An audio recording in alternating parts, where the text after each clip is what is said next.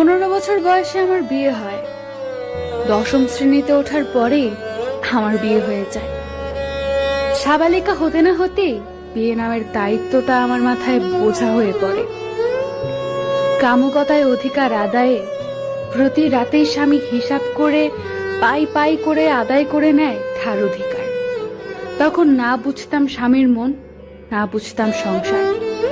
5 বছর শেষে এখন সবই বুঝতে শিখে গেছি। সংসারের কাজ, শ্বশুর শাশুড়ি এবং স্বামীর সেবা যত্ন করতে শিখে গেছি। বুকের ভেতরে কষ্টগুলো ছাপা দিতে শিখে গেছি। শুধু পারিনি আমার রূপ ও গুণাবলী দিয়ে স্বামীর মন জয় করতে।